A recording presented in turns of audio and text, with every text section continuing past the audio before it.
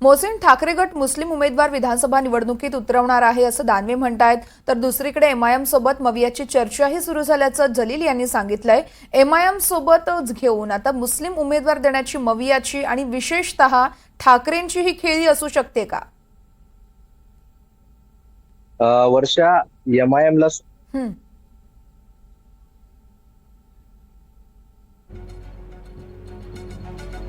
आपण पाहतोय विधानसभेला ठाकरे गट मुस्लिम उमेदवार देणार असल्याच्या चर्चा होत्या आणि अखेर अंबादास दानवे यांनी एक प्रतिक्रिया दिली आहे आणि त्यानंतरच आता राजकीय वर्तुळात चर्चा रंगू लागल्या। पुन्हा एकदा जाऊयात, आमचे प्रतिनिधी आहेत आपल्यासोबत। मोहसिन, आपण पाहतोय मवियानं खरं तर मुस्लिम उमेदवार दिला नव्हता असं चर्चा होत्या, मात्र आता एमआयएम सोबत घेऊन मुस्लिम उमेदवार देण्याची मवियाची आणि विशेषतः ठाकरेंची ही खेळी असू शकते का?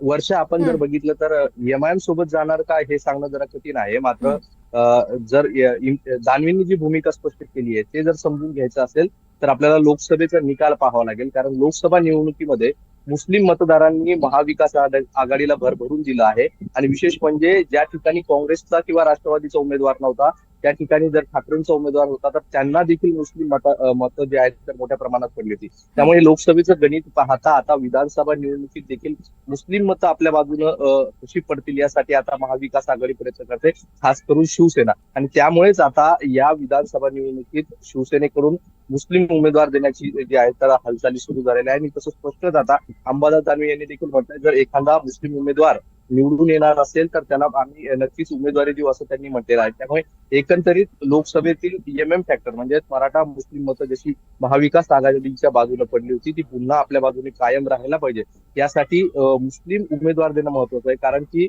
महाविकास आघाडी असो की महायुती असो यांच्यावर सतत टीका झाली होती की लोकसभा निवडणूक एकही मुस्लिम उमेदवार या दोन्ही सत्ताधारी विरोधकांनी दिलेला नाहीये।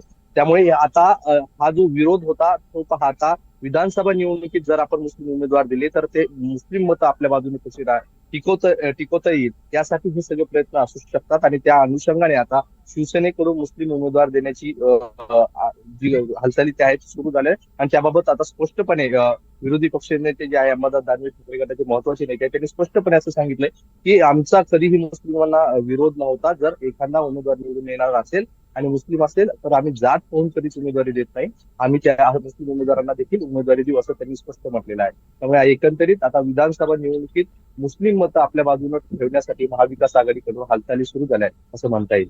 निश्चितच, त्यामुळे आता विधानसभेआधी आणखी काय काय हालचाली होत आहेत राजकीय वर्तुळात त्या बघाव्या लागतील। मोहसिन, खूप खूप धन्यवाद दिलेल्या माहितीसाठी।